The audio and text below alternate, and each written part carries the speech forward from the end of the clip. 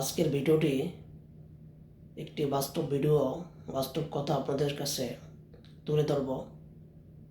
আমার এই ভিডিওটি কেউ স্কিপ করবেন না, ইনশাআল্লাহ সবাই দেখবেন। কারণ আমি নিজে শিকার হয়েছি, বিধে আপনাদেরকে বলছি হাজারো প্রবাসীর কষ্টগুলো তুলে ধরব এই ভিডিওর মাধ্যমে। আমার ভিডিওটি দেখার পরে প্রবাসী ভাইরা সর্বোচ্চ শেয়ারটা করবেন, ভিডিওটি সবাই শেয়ার করবেন এবং শেয়ার করে বাংলাদেশ সরকারের কাছে পৌঁছে দেবেন। আসলে বাংলাদেশ দূতাবাস প্রবাসী সেবা কেন্দ্র নামে এটা দিয়ে আসলে কোনো প্রবাসী সেবা দিতে পারে না। তারা শুধু নাম রাখছে প্রবাসী সেবা কেন্দ্র। এখানে জুলুম, অত্যাচার, মানুষকে হয়রানি করে তাদের টাকা পয়সা নষ্ট করা, এটা ছাড়া আর কিছুই নেই এখানে। আজকে পাসপোর্ট জমা দিয়েছি গত মাসে, এখন পর্যন্ত ফিঙ্গারটা দিতে পারি নাই। এক মাস ওভার হয়ে গিয়েছে, ফিঙ্গার দিতে পারি নাই। হয়তোবা একটা পাসপোর্ট করতে ওরা সময় নেবে 3 থেকে 4 মাস, 5 মাসও লাগতে পারে।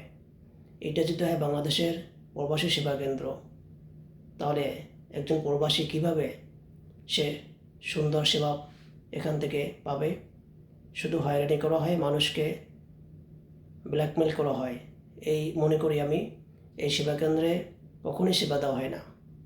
কারণ হাজার হাজার প্রবাসী তারা বিভিন্ন জনে বিভিন্ন সমস্যায় থাকে দেশে যাওয়ার জন্য। হয়তো বা কারো বাবা মারা গেছে, কারো ছেলে মারা গেছে, কারো স্ত্রী অসুস্থ, আর্জেন্ট যেতে হবে 1 সপ্তাহের ভিতরে।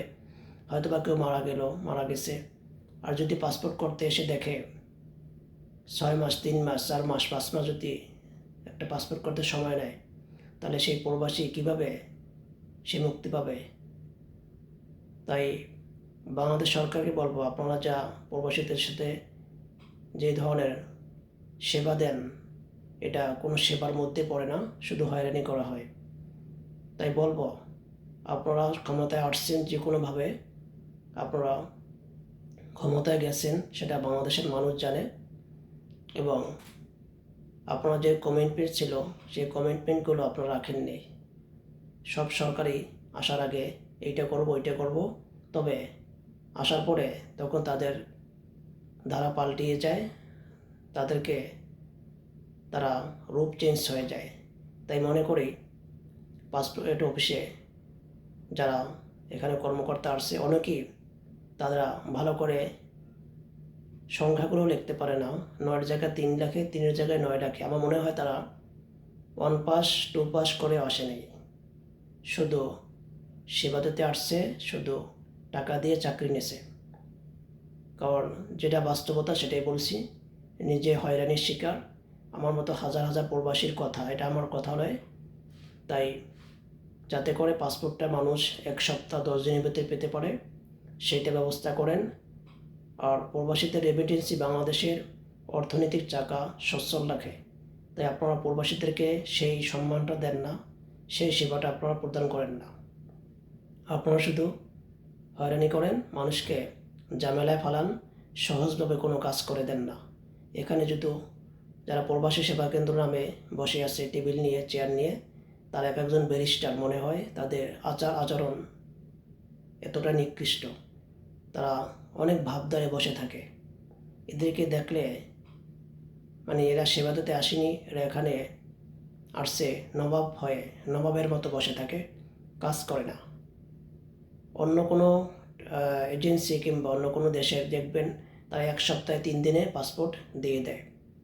এরকম হয়রানি করা হয় না। তবে বাংলাদেশের কেন এটা হয়, কেন করা হয়, এটা সরকারের কাছে আমার প্রশ্ন, সকল প্রবাসীর প্রশ্ন।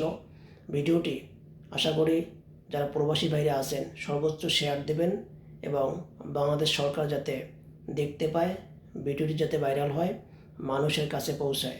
সকল প্রবাসী থেকে অনুরোধ করব, এই পাসপোর্ট অফিসের যে হয়রানিটা, এটা যেন বন্ধ হয় এই শেয়ারের মাধ্যমে। তাই সবাই একটু বেশি করে শেয়ার দেবেন ভিডিওটা। কারণ এখানে শুধু মানুষকে ব্ল্যাকমেল করে, ওরা টাকাও নেবে, পাসপোর্টে জমা রাখবে, কিন্তু আপনাকে ব্ল্যাকমেল করে আপনার সময় নষ্ট করবে, আপনাকে কোনো পাত্তাই দেবে না। এরা হলো প্রবাসী সেবা কেন্দ্র। তাই এই ভিডিওটি সর্বোচ্চ শেয়ার করবেন, যাতে বাংলাদেশে যে সরকারে আছে ওনার নজরে যায়। আশা করি সবাই শেয়ার করবেন।